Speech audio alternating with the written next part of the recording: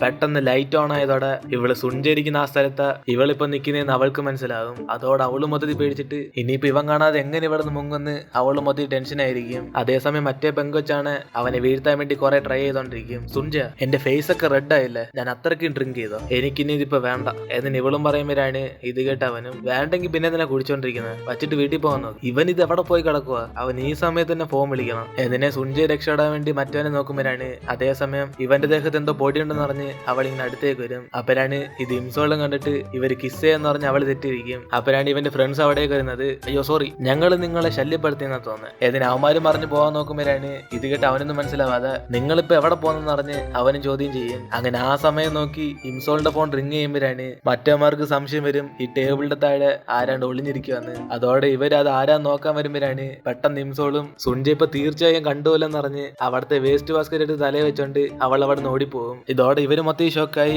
അത് ആരാന്ന് പറഞ്ഞ് നോക്കിക്കൊണ്ടിരിക്കുമ്പോഴാണ് പെട്ടെന്ന് ബോധമില്ലാതെ കൂട്ടുകാരും ചാടി കഴിഞ്ഞിട്ട് നിങ്ങൾ ആരും പേടിക്കണ്ട, അതെന്റെ ബെസ്റ്റ് ഫ്രണ്ട് ഇംസോള് തന്നെയാ ഏതിന് അവളും പറഞ്ഞ് ചിരിച്ചോണ്ടിരിക്കും. അതിനുശേഷം ഇവള് പറഞ്ഞിട്ട് സുഞ്ച അപ്പൊ തന്നെ അവളെ ഫോളോ ചെയ്ത് ഇങ്ങനെ പുറകെ പോകും. പക്ഷെ അതിനു മുമ്പേ തന്നെ അവൾ അവിടെ നിന്ന് പോകുമ്പോഴാണ് ഇത് കണ്ട് മറ്റേ കൂട്ടുകാരനും പുറകെ വന്നിട്ട് എടാ സുഞ്ച, ഞാൻ വിചാരിക്കുന്നു ഇംസോള് നിങ്ങൾ കിസ് ചെയ്യുന്നുണ്ട് ഇങ്ങനെ ഓടിപ്പോയതായിരിക്കും. പാവം അവളിപ്പോ ഇതോർത്ത് വിഷമിക്കായിരിക്കും. ഏതിന് ഇവരും പറയുമ്പോഴാണ് ഇത് കേട്ട് സുഞ്ചയും എന്തുവാ ഞാൻ മറ്റവളെ കിസ് ചെയ്തോന്നാ, നിനക്ക് ഞങ്ങളെ കണ്ടിട്ട് അങ്ങനെയാണോ തോന്നിയത്? ഇനിയിപ്പോ നീ പറയുന്ന പോലെ ഇംസോൾ അങ്ങനെ വിചാരിച്ചാലും അവൾ എന്തിനാ വെറുതെ വിഷമിക്കുന്നത്, അവൾക്ക് എന്നെ ഇഷ്ടമൊന്നല്ല. ഏതിന് ഇവനും പറയുമ്പോഴാണ് ഇത് കേട്ട് മറ്റവനും എടാ നീ എന്തുവാ പറയുന്നത്, എനിക്കൊരാളെ കണ്ടാൽ തന്നെ അറിയാൻ പറ്റും ഇംസോളിന് നിന്നെ ഒത്തിരി ഇഷ്ടം. അന്ന് സ്വിമ്മിംഗ് കോമ്പറ്റീഷന് നിന്റെ ഷോൾഡർ ഇഞ്ചറി പറ്റിയില്ലേ, അപ്പൊ അവൾ നിന്നെ കുറിച്ച് ഓർത്ത് എത്ര വിഷമിച്ചെന്നറിയാം. അതൊക്കെയാണ് ലവ്. മിക്കവാറും അവളിപ്പോ ഫുൾ ജലസിലായിരിക്കും. ഏതിന് ഇവനും പറയുമ്പോഴാണ് അതേപോലെ വീട്ടിൽ ചെന്നിട്ട് അവള് ഫുൾ അസൂയപ്പെട്ടിരിക്കും. നാണമില്ലാത്തവനെ നീ എന്തോടെ പറഞ്ഞ, ഞാനാ നിന്റെ ഫസ്റ്റ് ലവ് എന്നല്ലേ, ഇപ്പൊ നിനക്ക് നാണം ഇല്ലേ വേറൊരാളെ കിസ് ചെയ്യാൻ? ഏതിന് ഇവളും വീടിന്റെ മുകളിൽ ഇരുന്ന് ചേട്ടൻ്റെ കൂടെ ഡ്രിങ്ക്സ് ചെയ്തോണ്ടിരിക്കും. മൈ ഡിയർ പ്രിൻസസ്, എനിക്ക് നിന്നെ മറക്കാൻ സാധിക്കുന്നില്ല. എടാ മിണ്ടായിരടാ, നിനക്ക് വേറെ പെണ്ണിനെ സെറ്റാക്കാൻ പറ്റത്തില്ലെന്ന് പറഞ്ഞ് നീ അവള് മറക്കത്തില്ലെന്ന് കള്ളം പറയുന്നു. എന്നിന് ഇവളാക്കി ഇടുമ്പോഴാണ് ചേട്ടനെയും കരഞ്ഞോണ്ട് നിന്നോട് ആര് പറഞ്ഞിട്ട് എനിക്ക് വേറെ ഒരാൾ സെറ്റാക്കാൻ പറ്റത്തില്ലെന്ന്, എനിക്ക് എന്റെ പ്രിൻസസിനെ മാത്രം മതി, അവൾ എനിക്ക് മറക്കാൻ സാധിക്കുന്നില്ല. ഏതിന് ഇവനൊരു സൈഡ് കരഞ്ഞോണ്ടിരിക്കുമ്പോഴാണ് അവൾ അതൊന്നും മൈൻഡ് ചെയ്യാതെ എത്ര ധൈര്യം ഉണ്ടെങ്കിൽ വേറൊരു പെങ്കൊച്ചിനെ കിസ് എന്ന് പറഞ്ഞ് സുഞ്ചയെ കുറിച്ച് പറയും. അപ്പരാണ് ഇത് കേട്ട് ചേട്ടനും നിനക്കെങ്ങനെ അറിയും ഇംസോൾ ഞാൻ മറ്റവളെ കിസ് ചെയ്ത കാര്യം? എന്നിന് ചേട്ടനും ഇംസോളിന്റെ കൂട്ടുകാരെ കുറിച്ച് പറയും. നിനക്ക് നാണം ഇല്ലേ വേറൊരാളെ ഇങ്ങനെ കിസ് ചെയ്യാൻ, നീ അത് സുഖിച്ചില്ലടാ? ആ ഞാൻ വേണ്ടെന്നൊന്നും പറഞ്ഞില്ല, പെട്ടെന്നൊരു ഗിഫ്റ്റ് കിട്ടിയപ്പോ ആരെങ്കിലും വേണ്ടെന്ന് പറയോ? എന്നിനെ ചേട്ടനും ഇവന്റെ അടുത്ത് സംസാരിക്കുന്നു പറഞ്ഞ് അവന്റെ സത്യമെല്ലാം എടുത്ത് പുറത്ത് പറഞ്ഞോണ്ടിരിക്കും. അപ്പനാണ് സുഞ്ച തിരിച്ച് വീട്ടിലേക്ക് നടന്നുകൊണ്ടിരിക്കുമ്പോ നിനക്കത് ഒത്തിരി ഇഷ്ടപ്പെട്ടോളാന്ന് പറഞ്ഞ് അവൾ അവിടെ നിലവിളിച്ചോണ്ടിരിക്കും. അതിനുശേഷം അവള് ഫുൾ ജലസായി അവിടുന്ന് തുള്ളി ചാടിക്കൊണ്ടിരിക്കുമ്പോഴാണ് ഇവളുടെ ചെരുപ്പ് പറന്നുപോയി തറയിലേക്ക് അങ്ങ് വീഴും. അപ്പനാണ് ഇവളും ചുമ്മാ പുറത്തേക്ക് ചെന്ന് നോക്കുമ്പോൾ ഇവളുടെ ചെരുപ്പായിട്ട് സുഞ്ച അവിടെ നിൽക്കും. അതോടെ ഇവളും മൊത്തം നാണം കിട്ടിട്ട്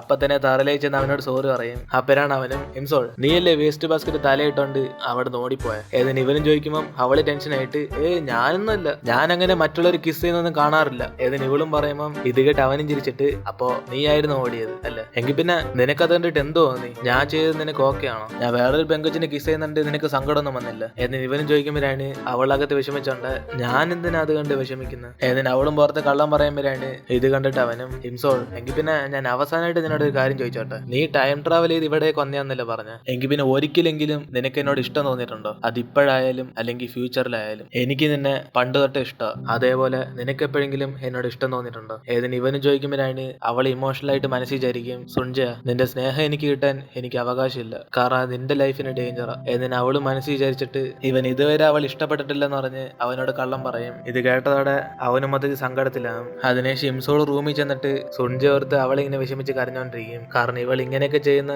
അവൻ ഫ്യൂച്ചറിൽ ജീവനോട്ടിരിക്കാൻ വേണ്ടിയാ. അതിനുശേഷം ഇപ്പൊ നമ്മുടെ ടേസിങ്ങിനെ കാണിക്കും. എന്റെ പൊന്നച്ച എന്തിനാ രാത്രി സമയത്ത് എന്നെ ഇങ്ങനെ അണ്ടർവെയർ എടുത്തോണ്ട് വരാൻ പറയുന്നത്, നിങ്ങൾക്ക് പുതിയ ഒരെണ്ണം വാങ്ങിച്ചാ പോരെ, ഞാനൊരു ബിസി മാൻ ആണ്, എന്നെ ഒന്ന് വെറുതെ വിട്. എന്നിന് അവനും പറയുമ്പോഴാണ് നേരത്തെ തന്നെ വീട്ടിൽ പോകാന്ന് പറഞ്ഞ് അച്ഛൻ അവനെ പറഞ്ഞയക്കും. ചീഫ് മറ്റേ ഇംസോളിന്റെ കാര്യമില്ലേ, അവള് പറഞ്ഞ വൈറ്റ് ട്രക്ക് അത് ഞാൻ കണ്ടുപിടിച്ച്. എന്നിന് അവിടുത്തെ ഓഫീസർ വന്ന് അച്ഛനോട് പറയുമ്പോഴാണ് ഈ പേരായിട്ട് ഇവന് ഷോക്കായി. ഇംസോളോ, നിങ്ങളിപ്പോ ഇംസോൾ എന്നാണ് പറഞ്ഞത്? എന്നിന് അവനും ചോദിക്കും. അതേസമയം ഇവിടെ കൂട്ടുകാരനാണ് സുഞ്ചി എങ്ങനെയല്ല കോമ്പറ്റീഷന് പങ്കെടുപ്പിക്കണം എന്ന് പറഞ്ഞ് അവന്റെ സിൻസിയറിറ്റി തെളിയിക്കാൻ രക്ഷിക്കാൻ വേണ്ടി ആ മുടി പറ്റടിക്കാൻ വേണ്ടി തീരുമാനം എടുക്കും. സുൻജയ, ഞാൻ മാത്രം മുടി പറ്റയടിച്ച് എന്റെ സിൻസിയറിറ്റി നിന്നോട് തെളിയിച്ച അവസാനം നീ തന്നെ കരഞ്ഞിട്ട് എന്റെ കൂടെ ബാൻഡേജ് ചേരാന്ന് പറയുവാടാ. കാരണം അതല്ലാടാ നമ്മുടെ ഫ്രണ്ട്ഷിപ്പ്. എന്നിട്ട് അവൻ ഇങ്ങനെയൊക്കെ നടക്കുമെന്നറിഞ്ഞ് സ്വപ്നം കണ്ടോണ്ടിരിക്കും. അവനാണ് ഇവൻ അടുത്തത് സുൻജയെ കാണാൻ പോകുമ്പോൾ അവനാണ് ഇവനെ കണ്ടിട്ട് മൈൻഡ് ചെയ്ത് അവിടെ നിന്ന് പോകും. എടാ പിന്നെ നിനക്ക് ഏതോ കോമ്പറ്റീഷൻ വരാമോ എന്നൊക്കെ നിന്റെ കൂട്ടുകാരന്മാര് പറഞ്ഞായിരുന്നു. എന്നിട്ട് ഇവന് സംസാരിക്കാൻ തുടങ്ങുമ്പോഴാണ് ഇവൻ ആ തൊപ്പിയും പിടിച്ചോണ്ട് അതിന് വേണ്ടി അറിഞ്ഞ നിന്നെ കാണാമെന്ന്. എന്നിട്ട് അവന്റെ സിൻസിയറിറ്റി തെളിയിക്കാൻ നോക്കുമ്പോഴാണ് പെട്ടെന്ന് സുൻജ അവനോട് പറയും, എടാ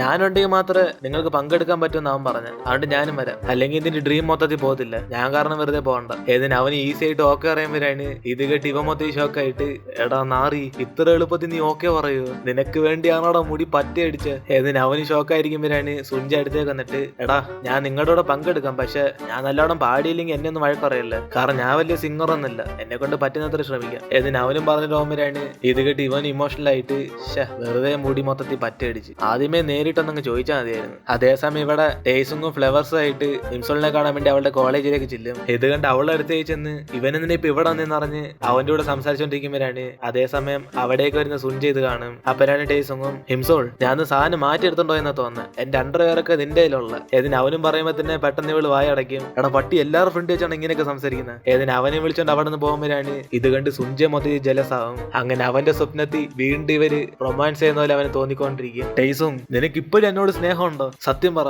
നീ ഇപ്പോഴും എന്നെ മറന്നിട്ടില്ലേ? ഇല്ല, ഒരു സെക്കൻഡ് പോലും ഞാൻ നിന്നെ മറന്നിട്ടില്ല. ഹിംസോൾ, ഞാൻ ജീവിക്കുന്ന തന്നെ നിനക്ക് വേണ്ടിയാ. നിനക്ക് പ്രാന്താണോടാ? ഏതിന് അവളും ചോദിക്കുമ്പോഴാണ് അവൻ ഇമോഷണൽ ആയിട്ട്, ആണ് എനിക്ക് പ്രാന്ത, അത് നീ കാരണം. നമ്മൾ എപ്പോഴാണോ ബ്രേക്കപ്പ് ചെയ്ത് അപ്പൊ തൊട്ട് നിന്നെ ഓർത്ത് ഓരോ സെക്കൻഡും ഞാൻ ജീവിച്ച് കളയായിരുന്നു. ഏതിന് അവനും പറയുമ്പോഴാണ് ഇവള് വിഷമിച്ചിട്ട്, എന്തിനാ എനിക്ക് വേണ്ടി ഇത്രയും വർഷം വെയിറ്റ് ചെയ്ത്, അപ്പോ ഇപ്പൊ നിനക്ക് ഇപ്പോഴും എന്നോട് സ്നേഹമുണ്ടോ? ഹിംസോൾ, ഞാൻ മരിക്കുന്നവരെ നിന്നെ മാത്രമേ സ്നേഹിക്കത്തുള്ളൂ. സുനാമി വന്നാൽ പോലും ഞാൻ നിന്നെ ഒരിക്കലും വിട്ടുകൊടുക്കില്ല. ഏതിന് ഇവ രണ്ടു ഹഗ് ചെയ്ത് സമാധാനപ്പെടുന്ന പോലെ അവ വീണ്ടും കുറെ ഇങ്ങനെ ആലോചിച്ച് കൂട്ടിക്കൊണ്ടിരിക്കും. എടാ തന്തയ്ക്ക് പറഞ്ഞവനെ, കഷ്ടം തന്നെ നിന്റെ അവസ്ഥ. ഏതിന് ഇവനും ദേഷ്യപ്പെടുമ്പോഴാണ് ഓപ്പോസിറ്റ് നിന്റെ കൂട്ടുകാരനും, എടാ ഞാൻ നിന്റെ ഫുഡിന് ശകലം എടുത്തേ ഉള്ളൂ, അതിന് ഇങ്ങനെയൊക്കെ പറയണോ? നിനക്ക് വിഷമായെങ്കിൽ സോറി കേട്ടോ, പക്ഷേ ഈ ഫുഡ് എനിക്ക് വേണം. ഏതിന് അവനും തെറ്റിരിച്ച് അടിച്ചവര് കഴിച്ചോണ്ടിരിക്കും. അതേസമയം ഇവിടാണ് സത്യത്തിൽ അവരെന്തോ സംസാരിക്കുന്ന ഇപ്പൊ നമുക്ക് കാണിക്കുക. ടേസും, ഈ ഫ്ലവേഴ്സ് ഒക്കെ എന്തിനാ കൊണ്ടുവന്ന് വീണ്ടും എന്നെ വളച്ചിടാൻ വേണ്ടി നോക്കുവാണ്. ഏതിന് ഇവള് ചോദിക്കുമ്പോഴാണ് അവനും, ഓ അത്രയൊക്കെ ആലോചിച്ച് കൂട്ടണോ? ഞാൻ നിനക്ക് വേണ്ടി ഒന്നല്ല വാങ്ങിച്ച, നിന്നെ കാണാൻ വരുന്നതിന് മുമ്പ്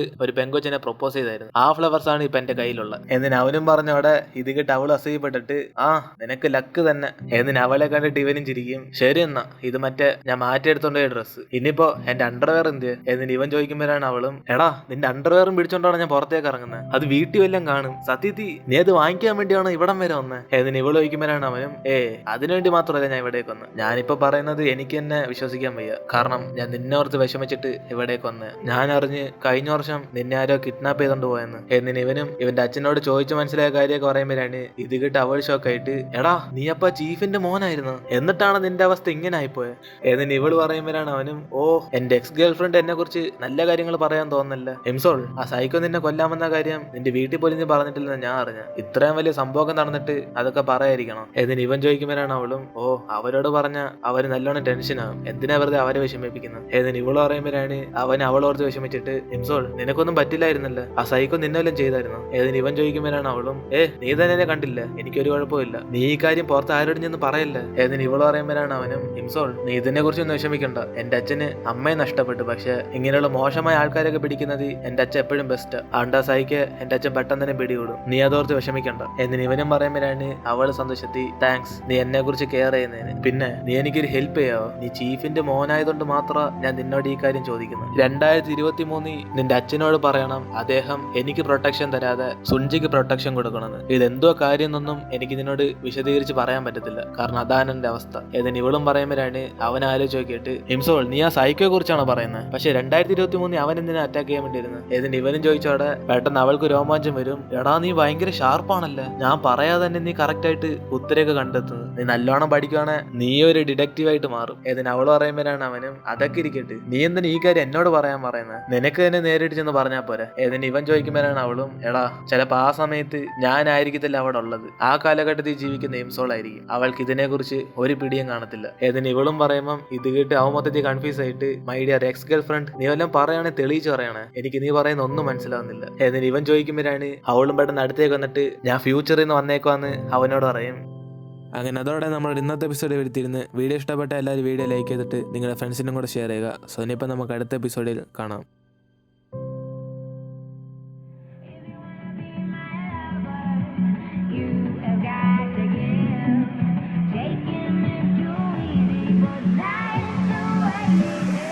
Shiv Edits.